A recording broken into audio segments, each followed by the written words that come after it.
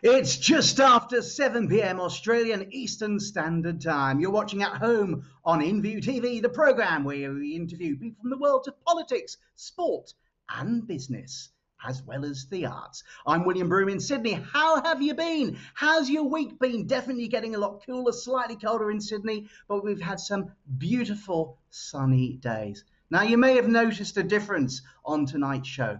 Yes, my co-host is missing in action, but we know where she is. She's making a brand new start, beginning a new chapter of her life here in Sydney. So is in the middle of a brand new move. But we're going to be leaving Sydney tonight. In fact, we're going to be leaving Australia and we're going to be going to sunny California. But before we do, let's meet the man who makes this show happen. Our executive producer, the other side of the Sydney Harbour Bridge in North Sydney, Bruce Mott. Hi, Bruce. How are you going? Hello, Bruce, you there?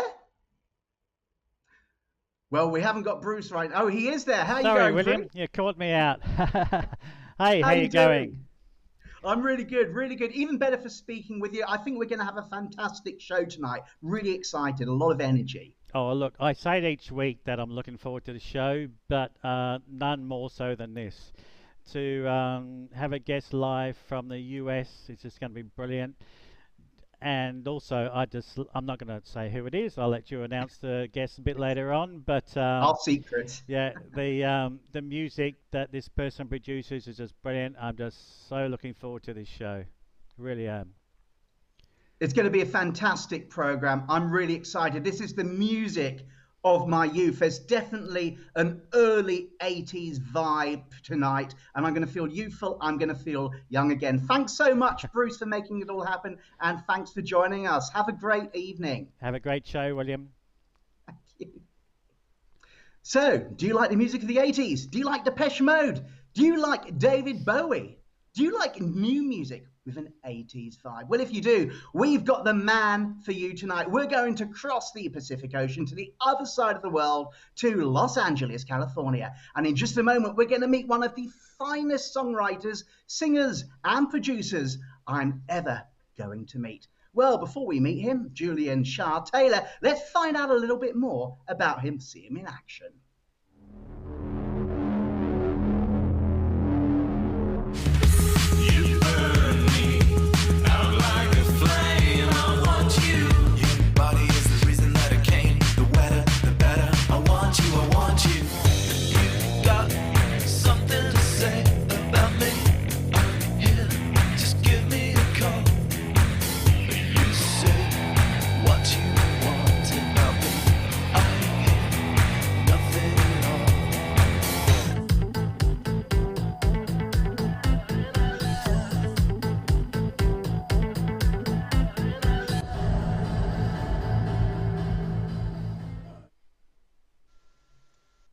You're watching At Home on InView TV. I love that 80s feeling. And joining us from Los Angeles is singer-songwriter and producer Julian Shah-Tayler. How are you?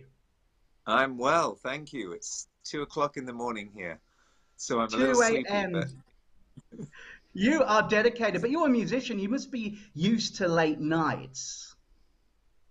It was until about 100 and something years ago, 100 and something days ago, when everything sort of ground to a halt, as I'm sure you appreciate. For my industry, it's a little bit, we are in a sleepy phase. Absolutely, and we'll touch on COVID a little bit later in the show. But what I want to talk to you about is your accent. That's definitely not a Californian accent. I believe you were born in Leeds in West Yorkshire in the UK, spent part of your life in Wales, up in the northeast of England in County Durham, before moving to London, where you got a taste for the music business. How did that take you to the life you've got now in Los Angeles? So when I was in London, I lived, as I was discussing with you earlier in our secret chat show,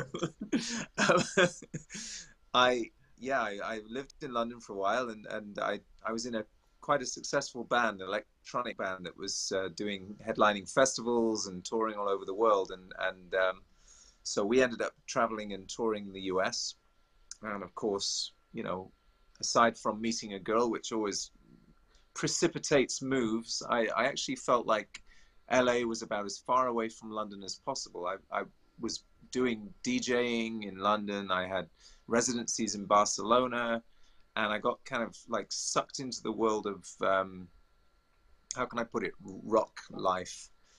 And it wasn't very healthy for me. So I decided to move to the entertainment capital of the world, where I'm sure there's a lot of rock life here too, but I don't partake anymore. So yeah, it was. I came here on tour and I loved it. So Apart from arguably being divided by a common language, how is the music industry in particularly Los Angeles different from that, say, to London?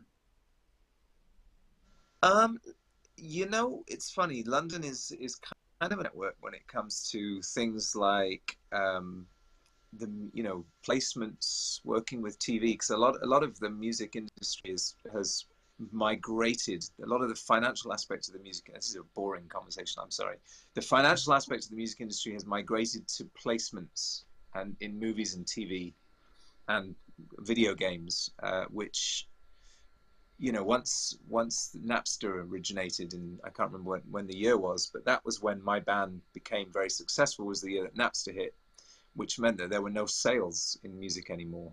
We didn't sell CDs anymore, which was a huge chunk. So, and LA is the entertainment capital of the world. So a lot of placements in movies and TV shows happen here. And London doesn't have quite the industry. And it was a pragmatic move, as well as, I was quite, I was being sucked into the dark holes in London of lifestyle types. So I just wanted to escape that. I maybe was seeing a lot of drug use amongst my friends. There was a lot of heroin at the time. So I came to LA to stay with people that had offered me a place when I came here. And it wasn't the same drugs. But I haven't touched anything since I moved to LA. So I'm very pleased with myself for that. And as I say, placements have been steady. So I've had a You're, lot of you're, songs in TV shows. you're a singer and a songwriter, but you're also a very accomplished musician. You're a classically trained pianist and also you're a self-taught guitarist. Where does your love of music come from?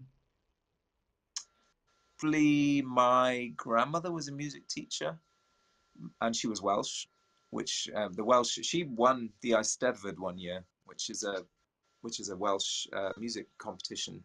My mother was also given the opportunity to audition for Welsh National Opera or have, and she chose to have me. So maybe I am her thwarted ambition incarnate. Who knows? Something like that. Now, before we talk about a lot of your own musical writing and compositions, I want to talk about your tribute to David Bowie, the band that fell to earth. Can you tell us how that came about? Okay, it's a long story actually. So I had a charity that I started with a good friend of mine, the guy that I moved to LA to live in his house. We started a charity which was for kids in LA because there's a lot of underprivileged kids who don't have much to do. So we decided we wanted to go down to teach them music and just bring our music around. We just wanted to give something back because we both realize we're blessed, white and male in this world. So we wanted to help out in another way, and we wanted to buy instruments for the kids. So I just thought the only way that I could possibly bring enough people to a show who would then donate to my charity was if I did something they really wanted to see. And somebody said to me, well, you remind me of Bowie, why don't you do a Bowie set? And I love Bowie, really. I've always really enjoyed his music. So I dressed up and got the wig and had the makeup and had fun and did Ziggy Stardust. And it went down incredibly well. Everybody was, very, very impressed and said, you should just do this as well. So I started doing it as well. That was about 5 years ago, I think. You've definitely got a Bowie sound and a Bowie look going on, which I absolutely love. And those eyes, very much David Bowie eyes. What are your favourite songs from Bowie? That's a very difficult question. It changes a lot. I really like the song Loving the Alien, as you probably figured out. Breaking Glass. I mean, when you love the alien like I do, then that you'll understand. When I first heard him, it was Let's Dance, and I didn't like that song. I thought it was just a 12-bar blues with an extra couple of bars added on, so it didn't really appeal to me. But when I heard Loving the Alien and these strange chord changes and this strange video, and then I saw Ashes to Ashes, and then I saw Yassassin from the Lodger album, and then I listened to Joe the Lion from the Heroes album, then I bought the Low album, and everything, all of the bands that I was into, like The Cure, Japan, Duran Duran, everything of that 80s vibe that you referenced, they all came from Low, Heroes, Lodger. If those albums had never existed, none of those bands would have ever existed.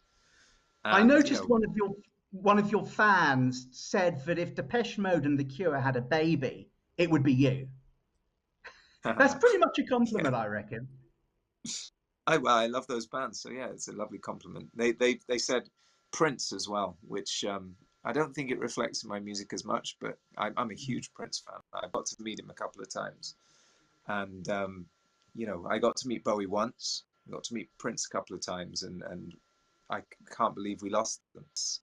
The craziest year in the history of ever was 2016 until this year. We lost a lot of talent that year, and you've mentioned the song a few times, Loving the Alien. I believe you've done a performance especially for us of it. I did. I recorded a version of that which Carmine, the bass player who originally played on Loving the Alien, actually loved and shared with all his people. I did a video for you guys to put to the thing, because I didn't have a video for it before. So, and you wanted videos. I tried to do live performances for the show, and I filled you in earlier. I had lots of technical difficulties in my studio, which is crazy because I could have just got an acoustic guitar and done something, but I didn't.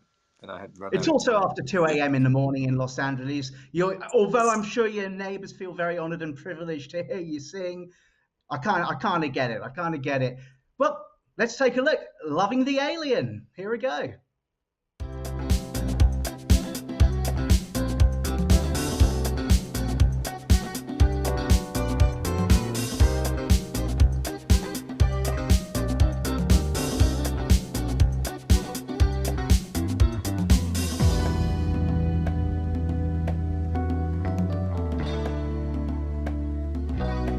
Watching them come and go, the Templars and the Saracens, they're traveling the Holy Land, opening telegrams. Oh, oh, torch it comes and torch it goes, knights will give you anything, they bear the cross of Coeur de Lion, salvation for the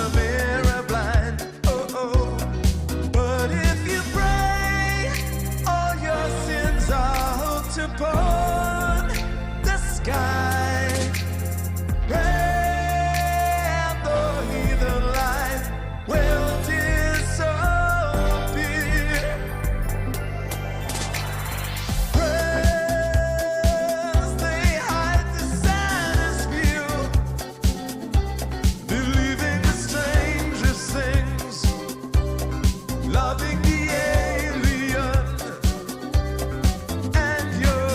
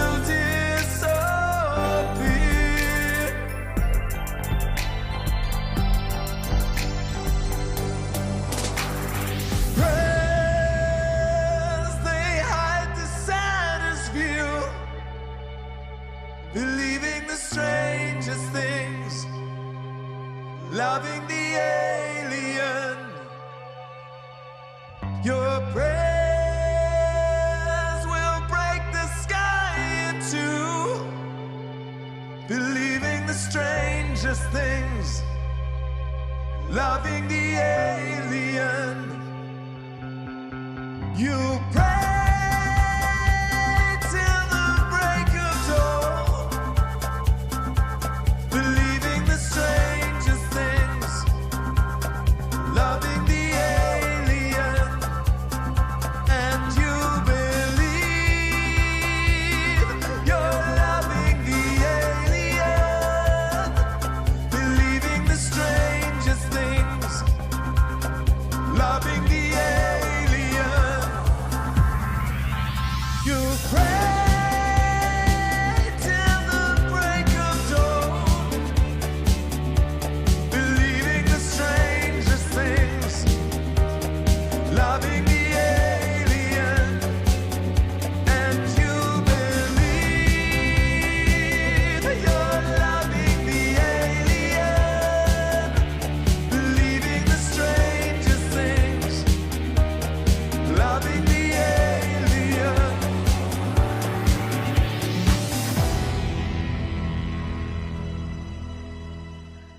Julian Shah-Tayler there, and loving the alien, our guest on At Home on In View TV. Thanks for joining us.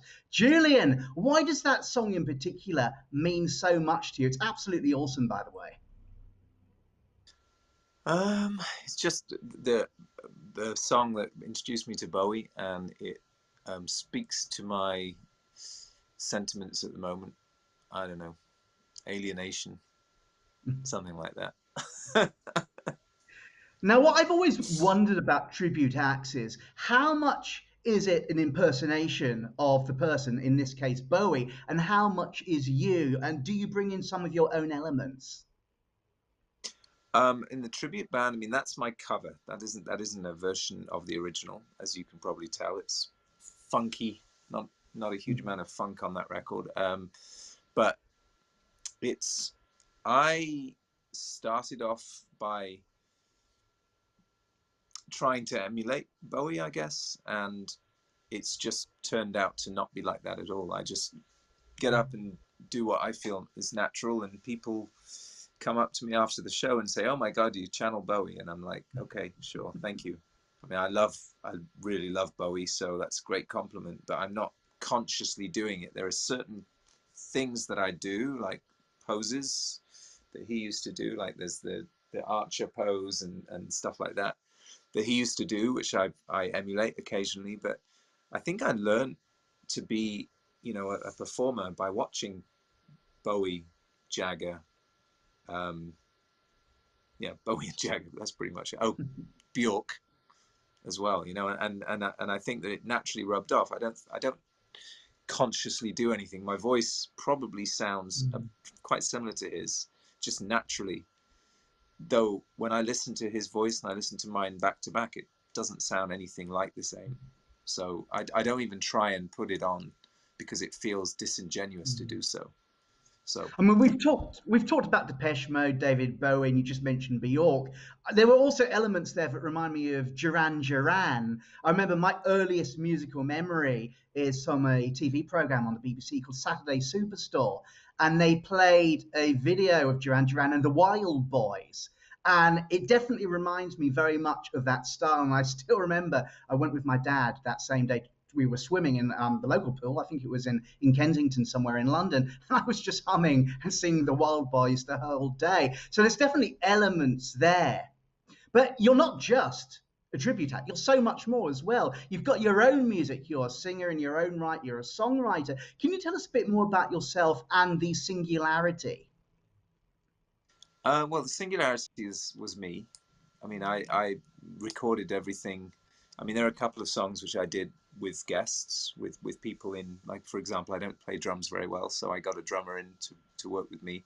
And then there were some which coalesced, because I used to have a band that would come and interpret the songs live, but it's always been me on my own in the studio, kind of writing the songs, playing all the instruments, and then I bring people in. So the Singularity was kind of an umbrella term for me to use rather than use my own name, because my own name is so long and people misspell it all the time. So I just decided, let's go under a name. And then my new manager, Vicky, who manages or used to manage Guns N' Roses and Motley Crue a while back. So she just told me, you have to just drop the Singularity. There are 10 other Singularity bands. Just go under your name. So I went back to it. But the Singularity is me. So it was always like that. There was also a kind of I was trying to make that project and that stage of my life, the Singularity, be this kind of electro pop thing, as distinct from a songwritery thing. Because my first Julian Shah-Tayler record came out a while back, and it's been described as a hunky-dory style record, which is a lot of songwritery stuff on it. There's always Bowie references whenever anybody writes about my stuff, and I never sought it, but it happens. And then Singularity was definitely a sort of electronic, more danceable project. So that kind of defines it to me. But now Secret, the new single, kind of is still dancey and electronic. So, and it's out under my name. So I'm just confused. It's all just me.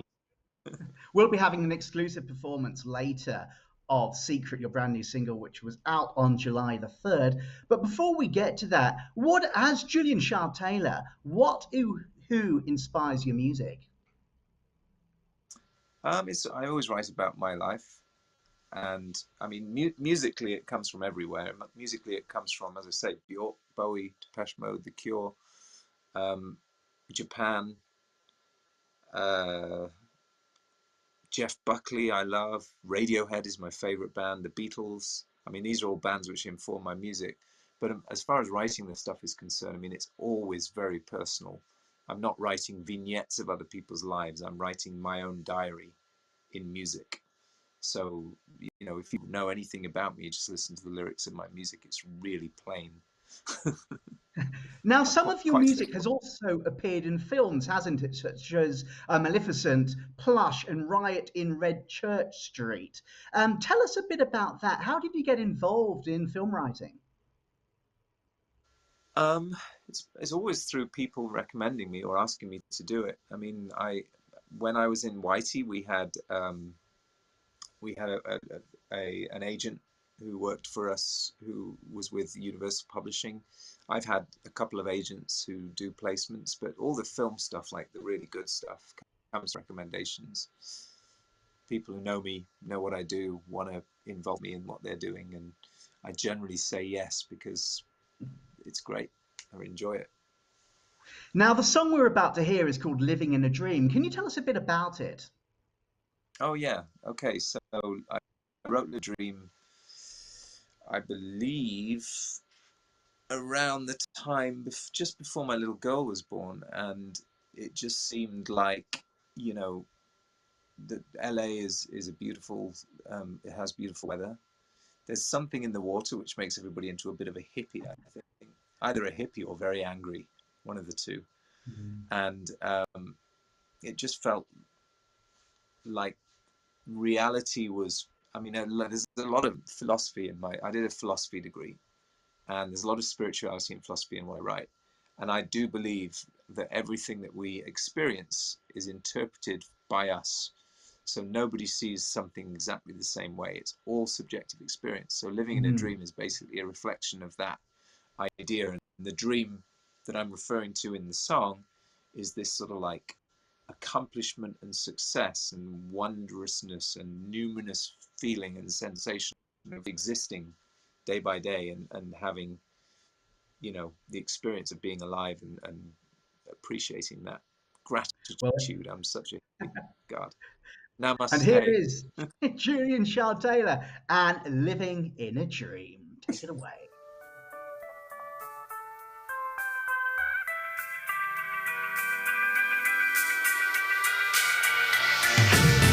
Such a beautiful morning, such a beautiful day, such a beautiful road that leads our beautiful way. You got such beautiful eyes to see this beautiful scene, such a beautiful world, we're living in a dream.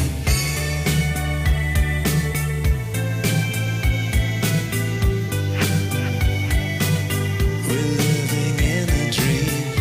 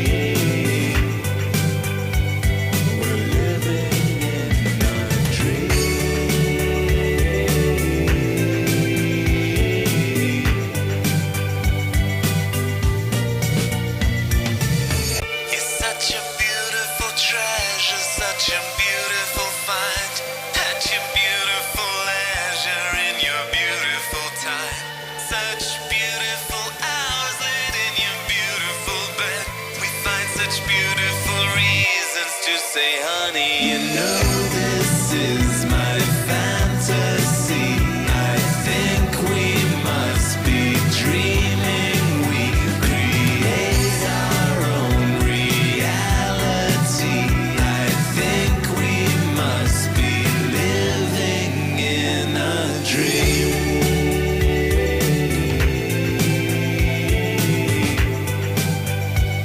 We're living in a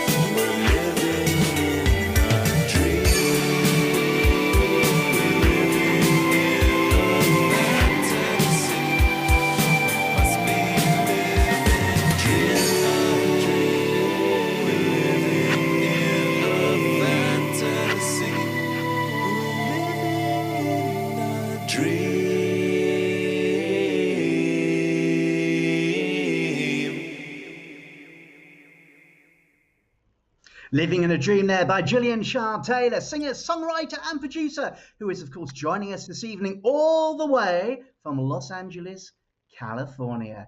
That is such a catchy song. I love it. Absolutely love it. Can you tell me, Julian, what is your typical, if there is one, songwriting process? There isn't one.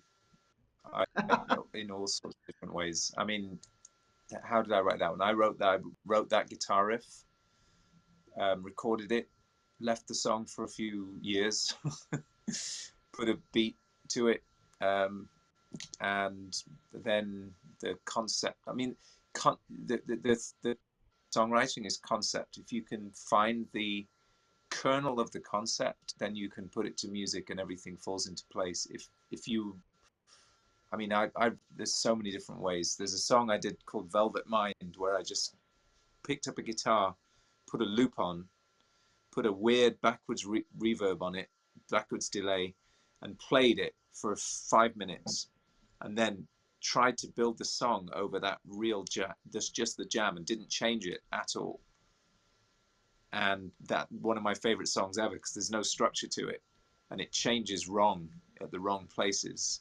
And I love that. It's just about experimentation for me. So, Julian, we touched upon it at the beginning of the show.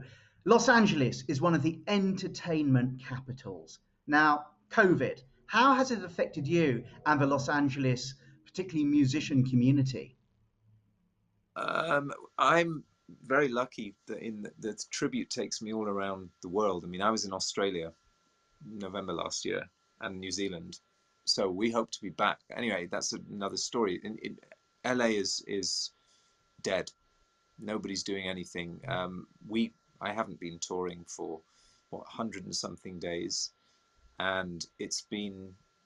I mean, obviously the benefits of being in LA are related to that. So, I mean, actually, I'm very lucky. I live just outside LA, by the foot of the mountains. So it's almost kind of rural here and very beautiful. So I got used to a more separate existence from being in the center of Hollywood. I wasn't in Hollywood. I was in Koreatown for a long time, and that was bustling, and you could go out all the time. There are bars all over the place, and obviously I don't do that now because I have a little girl. So it hasn't affected me on my day-to-day life, but touring is over at the moment, which is frustrating because that's where I make my money. We really hope that things will improve and recover soon, because of course it's not just LA, it's London, it's Sydney, it's all over the world that the entertainment industry has really been hampered by COVID-19. You mentioned you were in Australia last November. How did you find Australia, and have you any plans to return in the near future? I think we turned left at Hawaii. I'll get my Google Maps.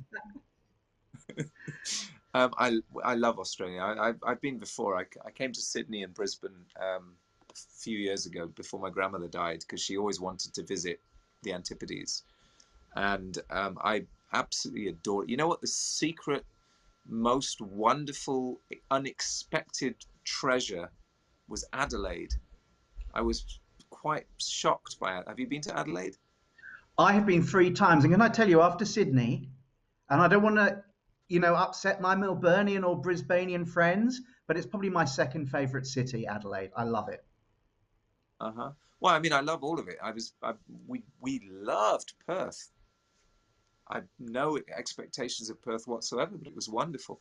I mean, Australians, and this is, I don't want to be generalizing in any sense, but Australians are so nice They are. and so friendly compared to anywhere else I've ever been. Like, I mean, not the first time I went, I was with my grandmother, so it was a different experience. But when we came over, because the tribute that I came over with is a Depeche Mode tribute. Depeche Mode haven't played in Australia for 25 years or something. So the grace and generosity of spirit that the Australians greeted us with was just magnificent.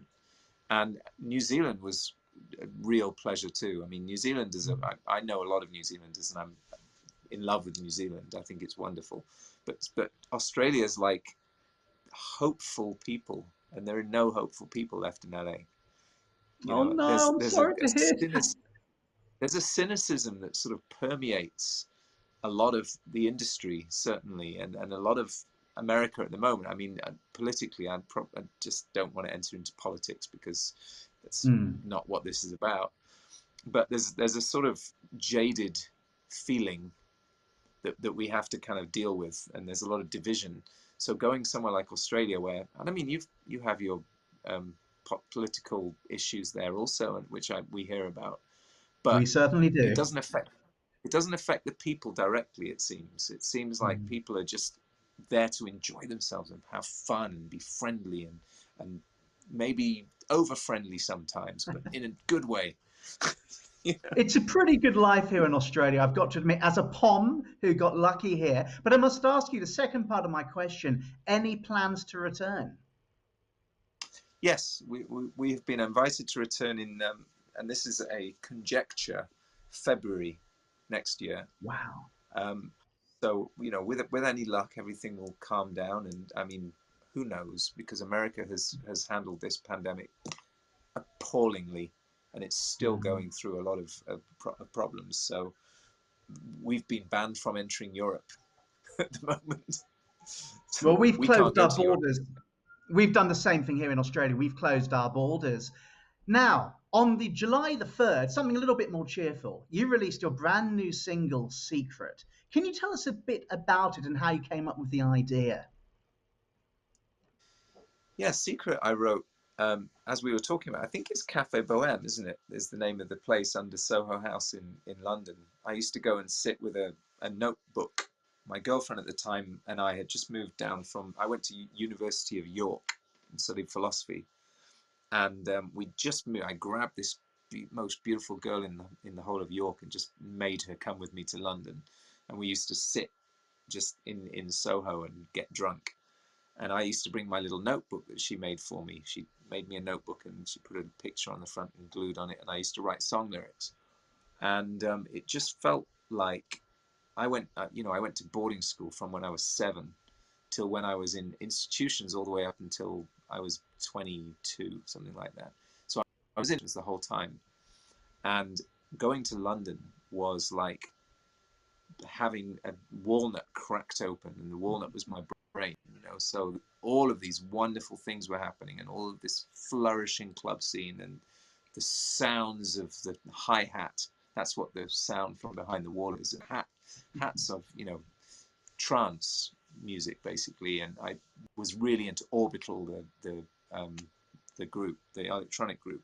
And we used to go out. We used to work at a record label called Southern Record Distributors, and I was the rep for the drum and bass launch of everything. So anyway, I was going to all these things, and it was like a big diamond in my mind of explosion and excitement. And that's what the song's about. It's sitting in a bar, literally the lyrics say, and I sit in a bar and I laugh at all the people around me, and I'm laughing at myself, because I have this secret: I'm never going home, and that means I'm not going back anywhere. I have set the boat out.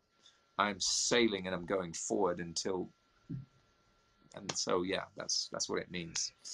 Julian, coming up, we've got an exclusive version of Secret, and it's a video with a difference. I understand it's the alternative version. Can you tell us more?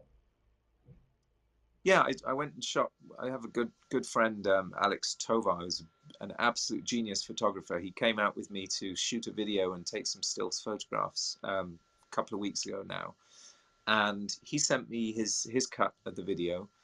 And I got to say, I worked hard at my cut of the video, and I really like how it turned out, the one I did. And Alex's cut is wonderful, but it's not going to be the one that we use. So when you asked me for a video of, you know, something, and I couldn't deliver on a live video because I'm pathetic or something, I decided this is for you. So you can show this. This is going to be the exclusive on. This is from the same footage, mostly, of what we used, but it's not the finished video. You know, have at it, sir. Exclusive to InView TV, here is Julian Shah-Tayler and his latest song and single, Secret.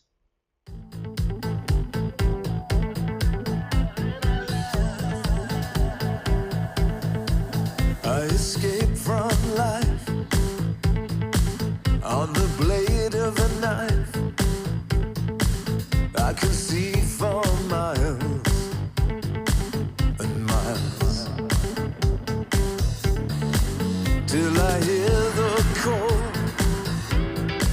from behind these walls, and I'll never give in. I'll just keep on traveling. I go out and I feel how I wanted to feel, and I sit in a bar and I laugh, laughing at the people that surround me, laughing at the city that surround me, laughing at myself. I've got this secret, I've got no regret, I've got this feeling in my bones that we are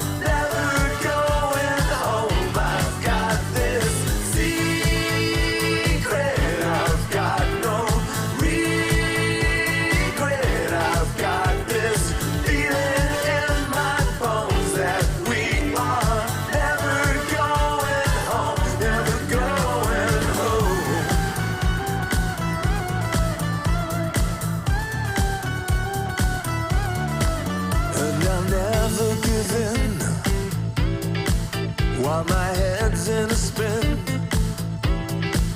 and the lights that are on turn me on. I don't need a home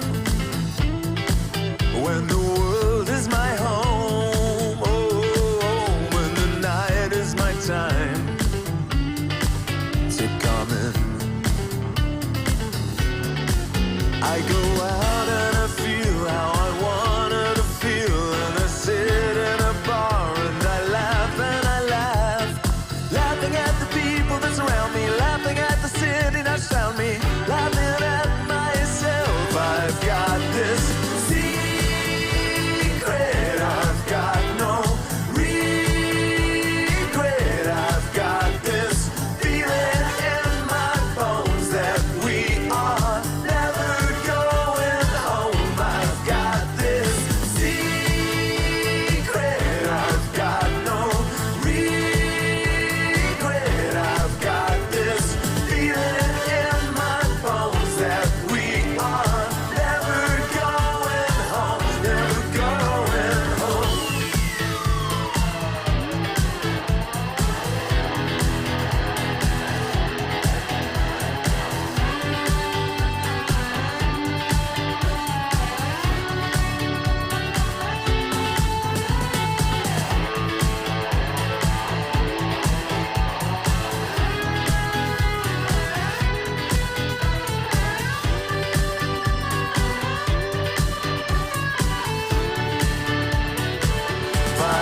got this secret. I've got no regret. I've got this feeling in my bones that we are never going home. I've got this secret. I've got no regret. I've got this feeling in my bones that we are never going home, never going home. Wow, Julian Shah-Tayler and his latest single, Secret. And of course, Julian is joining us live from LA. Julian, where did you shoot the video? Barstow train station. It's a fantastic video. It's a haunted train station, and there was a ghost while we were filming. It was really weird. We had this moment when we were shooting. I think we were in the little box where you can, I'm sort of singing to camera in this sort of frame, and then we were watching the footage back, and there was a voice on the footage that we hadn't heard, and there was a sort of shape moving in the Wow. and it is a haunted house. It was really weird. That is pretty spooky. What advice do you have for young, budding songwriters? Do you recommend a move to LA? No. I think to be in LA, I have a lot of friends in LA who are already successful musicians and have had major success. It's a lovely place to end up. It's not a place to try to make it. The best place to make it is Perth or Wollongong, because you can get good, like put the time in, get good in a place where it's cheap to live, and then make enough noise so people from the major urban cities hear about you, but don't try and make it here because there's so much competition. It doesn't make any sense. So sort of stay local, because I mean, LA is a wonderful place, but it is quite expensive, and as you say, a lot of competition. What does the future hold for you? Oh my God, what am I, Cassandra? What does the future hold for me? I don't know. I mean, I'm releasing a single a month for the next, however long it takes. I have about 40 finished, and I have about 40 finished tracks, some of which I've recorded with some quite famous people. So I'm going to release one a month, ongoing. And hopefully when all the restrictions are lifted, I'll get to play some live shows. I mean, I want to come to Australia in February and play some shows for you guys. That would be really nice. I also want We'd love to have you back here in Australia, and I hope that all our viewers will go out, buy your latest single, Secret, and of course your monthly singles as well. Get a hold of a copy. Now, how can we find out more about your music? Facebook's probably the best one. Facebook is The Singularity Music, I think, which is very confusing because now it's going under my name. But if you go on facebook.com/The Singularity Music, I have an Instagram, which I update often. I have a website, julianshahtayler.com. So, please come on. I'm on Spotify. I'm on Apple Music. You can find me everywhere if you look hard enough. Julian Shah-Tayler, thank you so much for coming on At Home on InView TV, and of course for joining us from LA at this ungodly hour. We hope you'll join us again soon. Thank you so much, and best of luck with Secret, and best of luck with your career when COVID's over, and of course your upcoming singles every month. Thank you. Thank you very much. It's an honor to be on here. That singer-songwriter and producer there, Julian Shah-Tayler, who has joined us from Los Angeles. Please do go out, get his singles, a very talented guy. I love that sort of 80s vibe, that 80s feeling. It's like being young and a boy again. Now, I have been on my own this week. Hopefully next week when you join us at 7 p.m. Australian Eastern Standard Time on Wednesday, Belinda Joe, my co-host, will be back with us when she's settled into her brand new chapter and her brand new life here in Sydney. I want to thank Julian Shah-Tayler. I also want to thank my executive producer, Bruce Knott, here in Sydney as well, for helping make this show happen. But most of all, there's somebody else I've got to thank. It's you, the viewer. We thank you for joining us. We thank you for your loyalty. And we thank you for giving us your support. It does mean the world to us here on At Home and on InView TV. And on behalf of all the team, from me, William Brougham, in Sydney, I want to thank all of you for joining us and for your support. Join us again next Wednesday at 7 p.m. Australian Eastern Standard Time, when we'll have new music over the weekend, and very soon we'll tell you who's coming up. It's going to be a fantastic show. Thanks again. Have a great weekend and talk soon. I'm William Brougham in Sydney. Bye-bye.